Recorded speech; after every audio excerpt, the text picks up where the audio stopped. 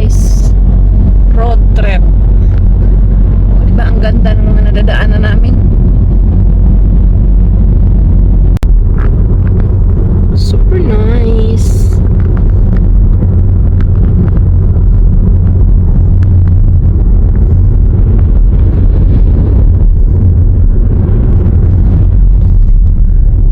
Mas maganda talaga mag road trip kung yung driver mo may kasama siyang extra driver para palit-palitan sa pag-drive.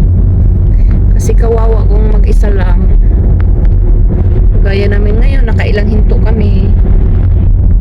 Pero it's okay. Kasi Hagyj be a körforgalomba, majd wala namang hagyj kasing ki a paso. második kijárat.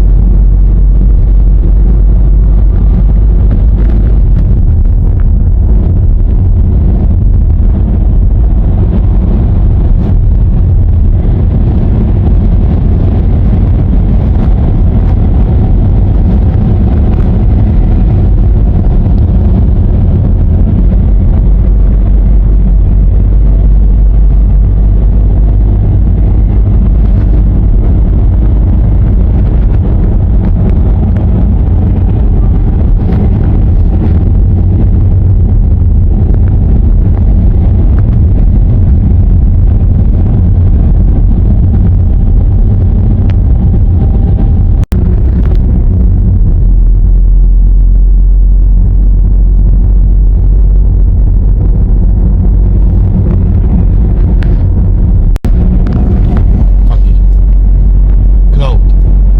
Pagi.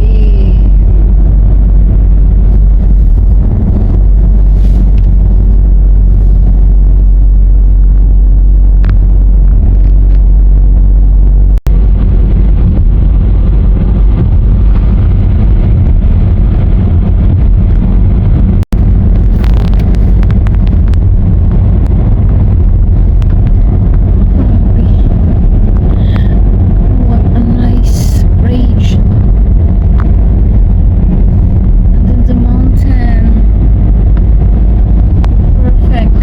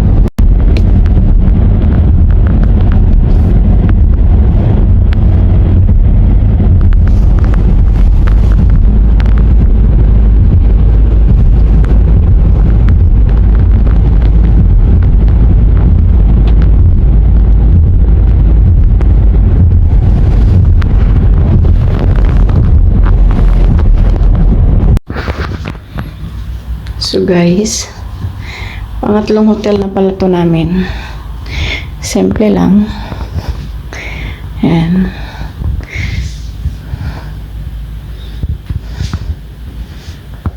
Mayroong TV. Ayan.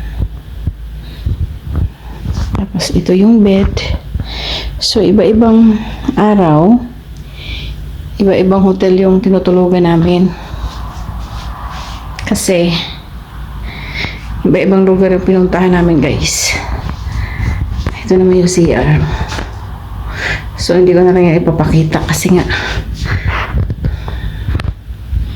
ano naman yan, wala namang maganda dyan sa CR. So ano lang.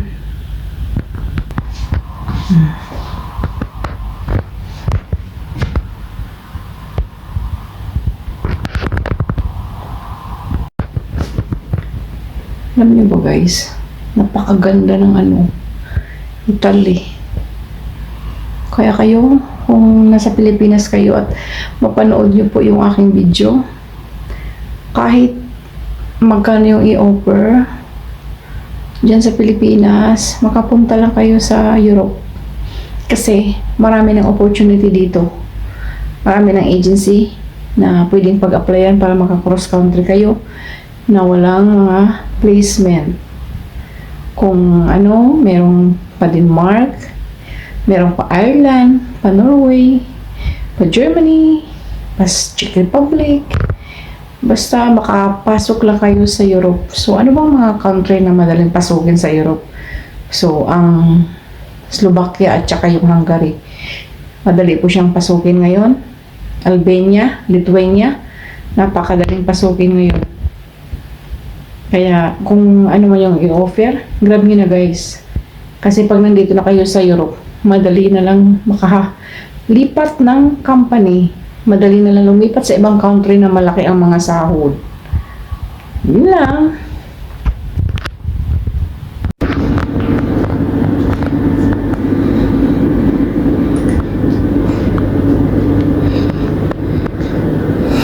Another hotel, another breakfast.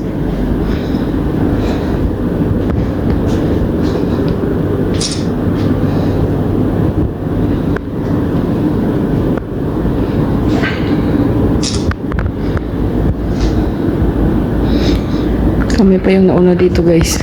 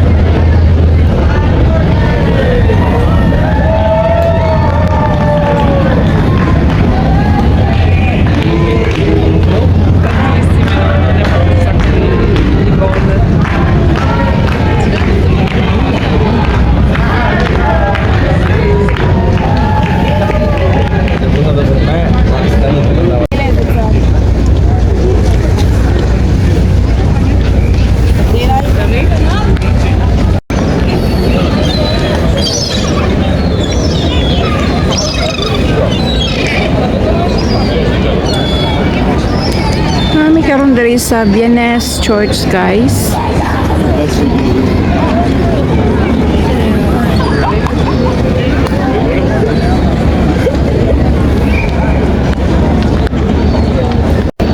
The memory card.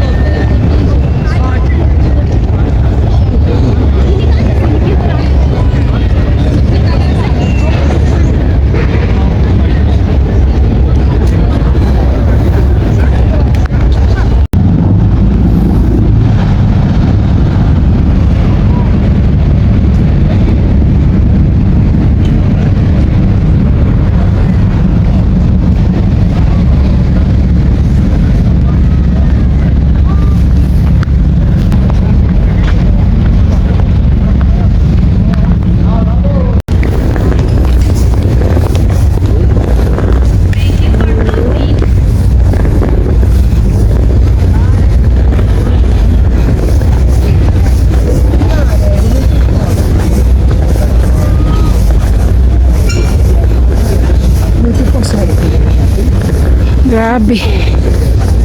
Pagod din maglakad pala guys. Sumoni siya ibinis. Ay! Napasigaw ako kasi yung yung ibon.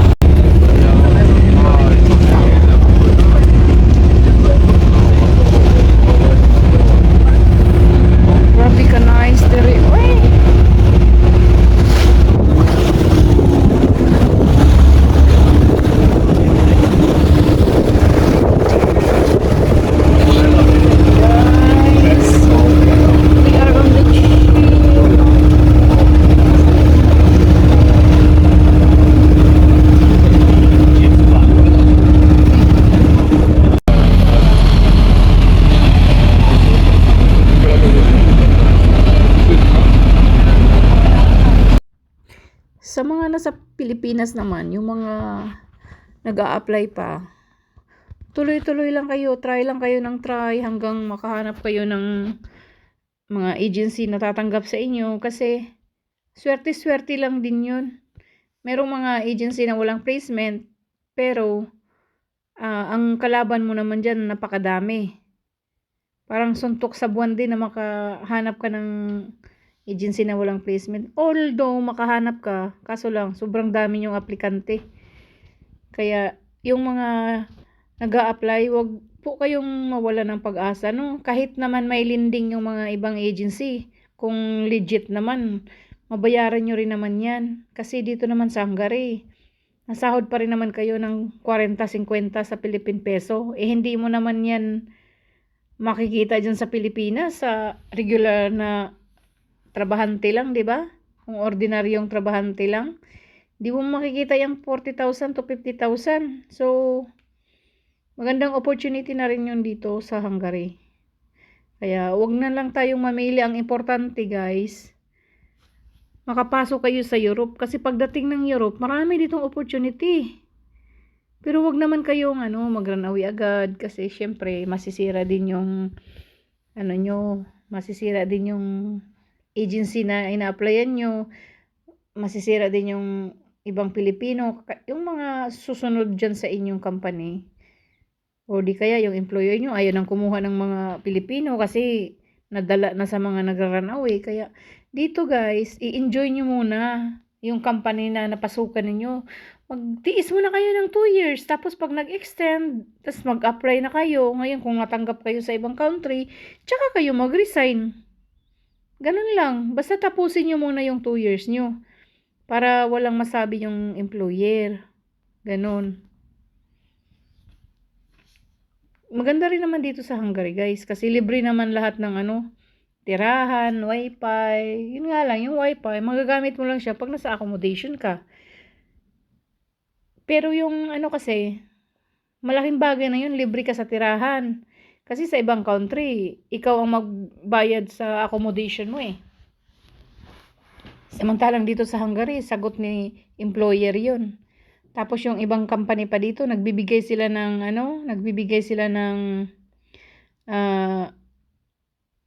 food allowance, di ba?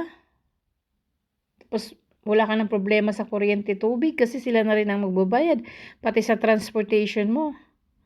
Sa Taiwan naman, maganda naman sa Taiwan, kaso lang madami ding deduction sa Taiwan. Kung papiliin naman ako, Taiwan at saka Hungary, mas pipiliin ko pa rin yung Taiwan kung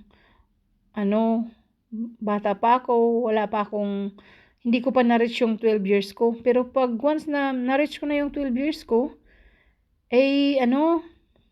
gusto ko na rin lumipat ng Hungary kaysa naman uuwi ka ng Pilipinas, di ba? Yun lang.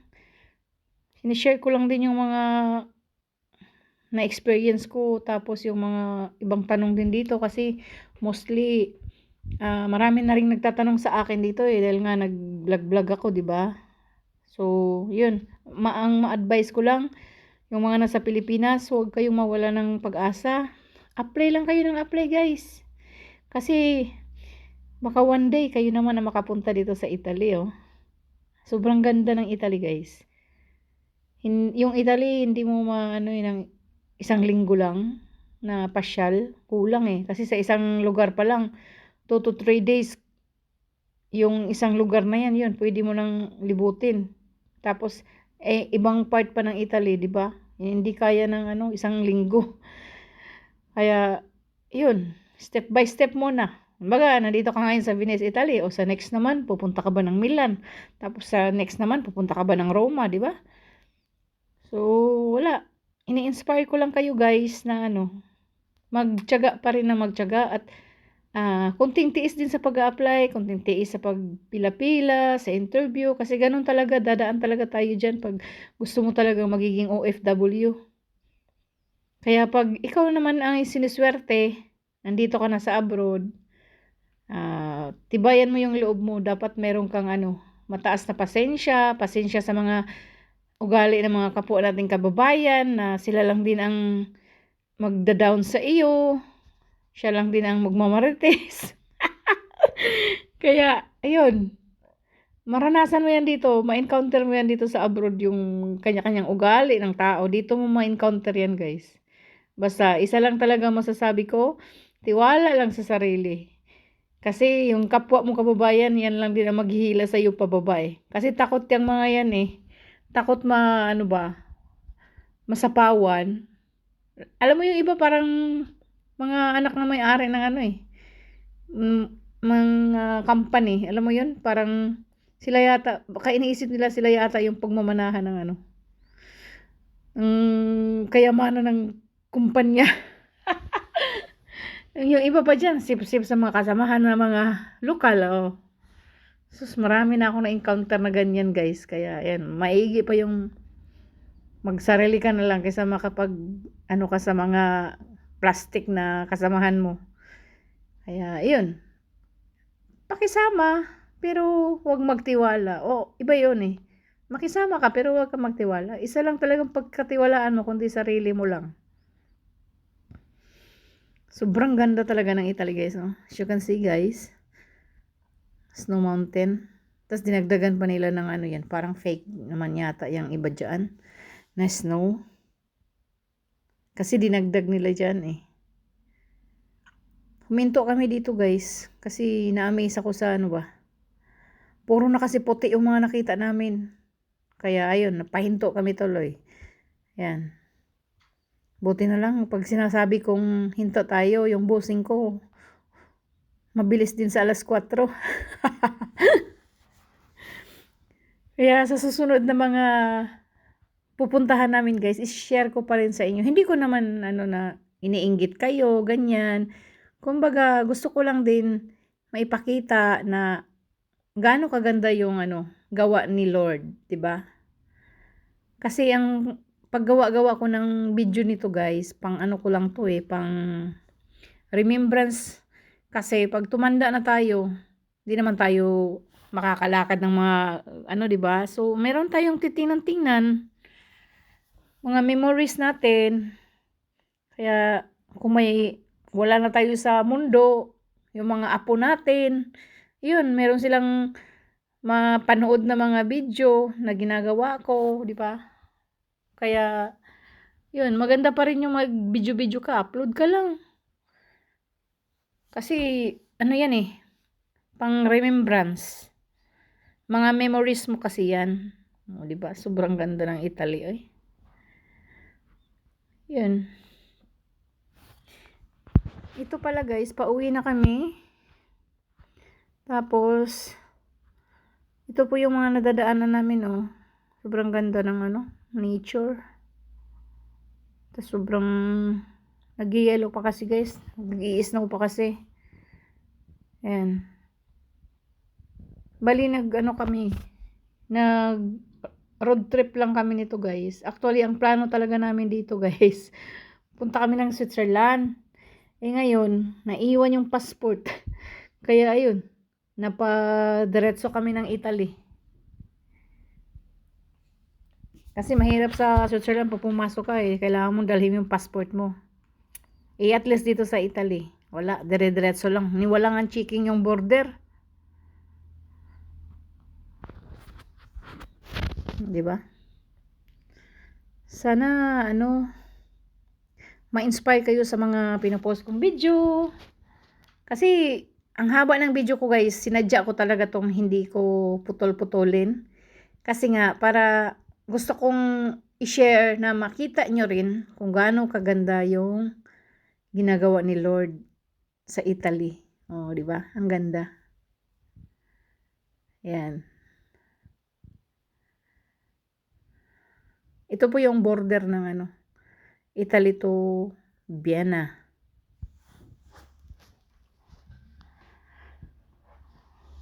Sobrang ganda ng mga nadadaanan naming ano. Ang linis pa ng mga daan. Hindi kagaya sa Pilipinas, Diyos ko Lord.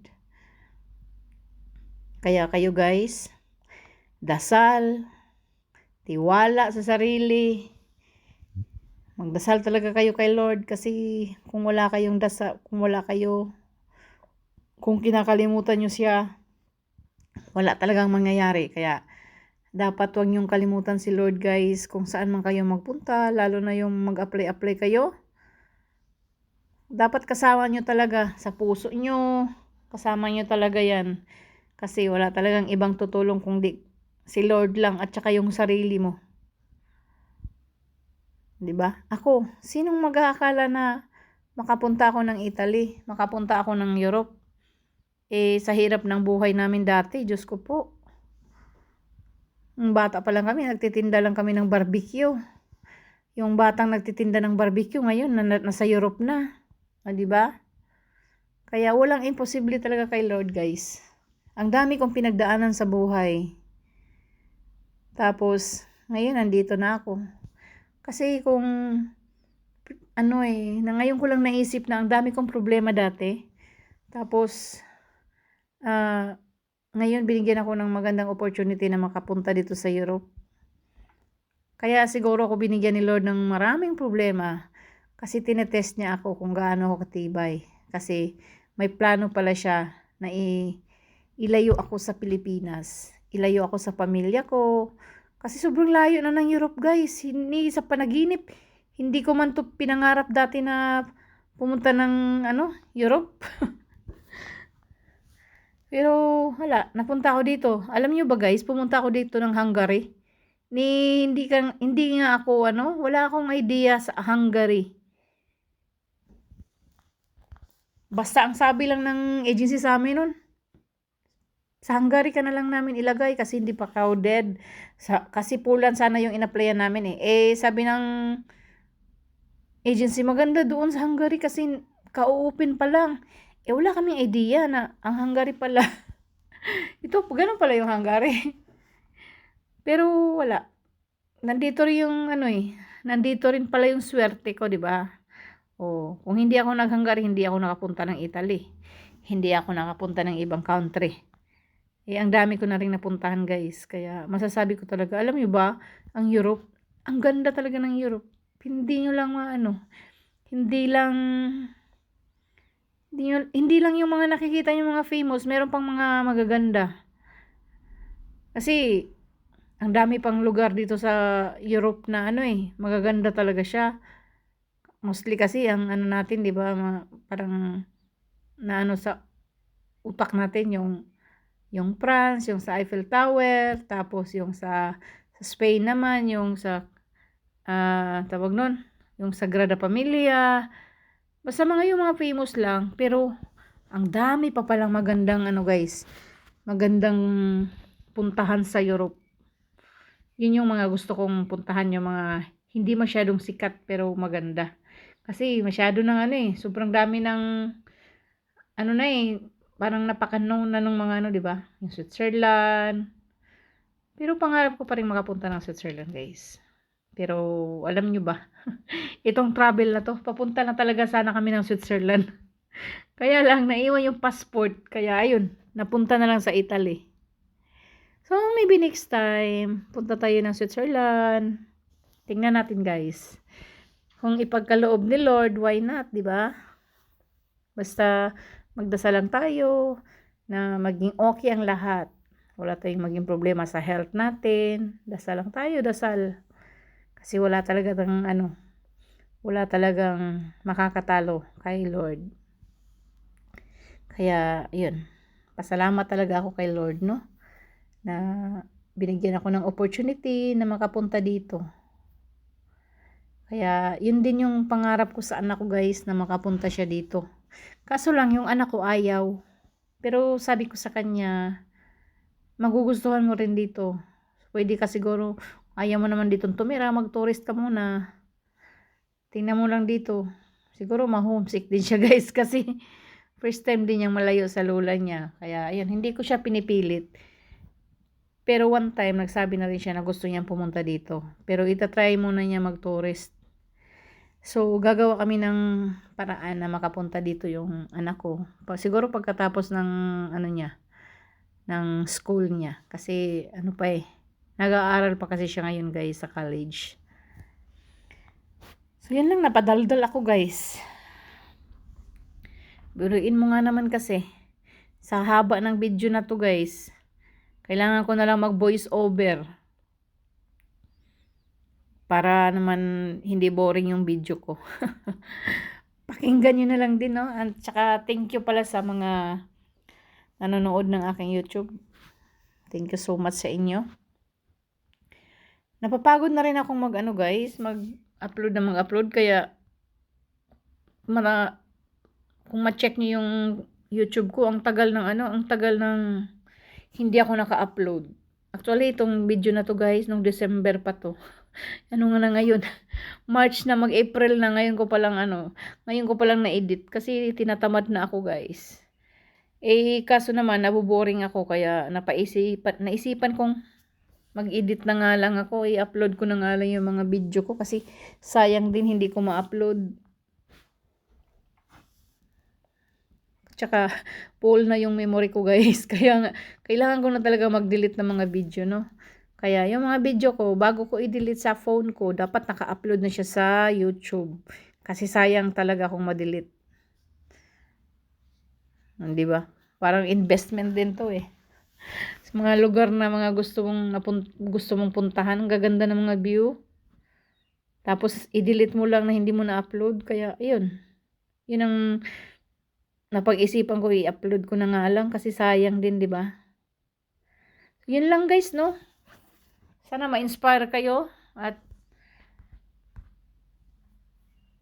maano kayo, magpursige pa kayo mag-apply dyan sa Pilipinas o kung saan man kayo. Kung mga ano naman, gusto mag-cross country, huwag kayong matakot mag-cross country, guys. Alam nyo ba, yung agency namin, yung mga direct sa akin ha, mga direct hiring namin, ano siya, mas mababa kami ng singil pagdating sa processing fee compare sa mga agency dyan sa Middle East, sa Hong Kong, sa Taiwan, mas mababa kami guys. Tsaka legit talaga kami guys. Although hindi lang ako nagpo-post ng mga mga nakaalis kasi last year kasi hindi naman kasi ako nakafocus dun sa pag-agent. Ngayon nakafocus na ako kaya yung mga tao ko ngayon for visa, yung iba naman tapos na nag-visa, hinihintay na lang nila yung releasing ng visa nila. So, hopefully, ma-post ko yung mga yon para naman may maipakita akong proof na talagang legit kami. Pero kahit naman wala akong maipakitang proof, guys, talagang legit kami. Pero hindi mo naman maiwasan talaga, di ba, mag-isip na scam kasi wala kami mga post na napaalis, ganun. So, okay lang yun. Try natin mag-post pag lumabas na yung mga visa nila, no? Tapos na sila mag-visa appearance. So, sana walang magiging problema sa mga visa nila, guys. Hopefully. Para ma-inspire kayo na pumunta uli kayo dito sa Europe. Alam ko yung iba galing na dito sa Hungary tapos umuwi ng Pilipinas, tapos apply uli. 'Di ba? Kaya kayo mga first timer nandito, tiyagain nyo muna yung 2 years, huwag muna kayong mag-run away. I-enjoy nyo muna yung Hungary. Ngayon, kung i-renew kayo, pwede kayo mag-extend muna. Habang nag-i-extend kayo, mag-apply na kayo. Tapos pag nandiyan na yung visa nyo, nandiyan na yung working permit ninyo, tsaka kayo mag-resign. Para legal pa rin kayo pumunta doon sa pupuntahan nyo. Diba? Kasi kailangan nyo rin ng record sa polo pag mag-run away kayo, mayroon kayong bagong employer. Yung record nyo sa UWA, sa POAA, pag magiging runaway kayo dito, at legal naman yung mapuntahan nyo, pwede pa rin kayong i-process sa polo. Kasi nga, legal kayo may employer na nag-process sa mga papel ninyo Kaya, yun. So, tingnan nyo yan guys, Ang gaganda ng mga bundok, Sa gitna yan ng guys. Gitna ng ilog. Ang daming bundok, ang ganda.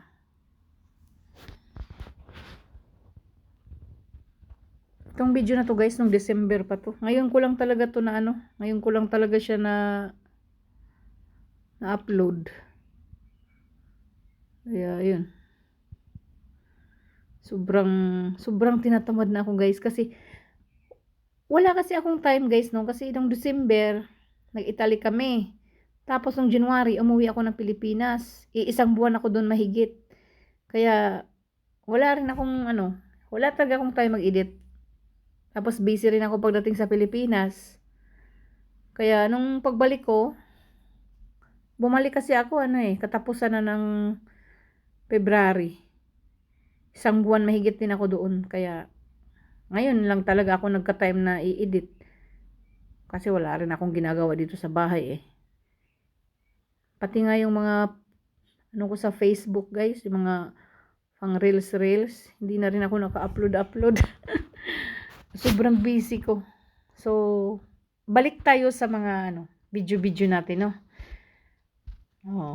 tapos yun. Malapit na matapos yung video natin, guys. Sobrang haba niya, Hindi ko talaga siya pinutol-putol kasi para makita niyo yung mga magandang napuntahan namin, magandang view ba? Para na rin kayo nakapasyal. O, di ba? Kasi pero iba pa rin talaga kung makapunta kayo ng personal, guys. So, yun lang, no? Maraming salamat sa inyong panonood at sana tinapos niyo yung video ko para naman makita niyo yung kabuuan ng video ko na sobrang ganda ng Italy. And thank you sa lahat talaga. Thank you, thank you. Thank you sa walang sawang suporta sa inyo.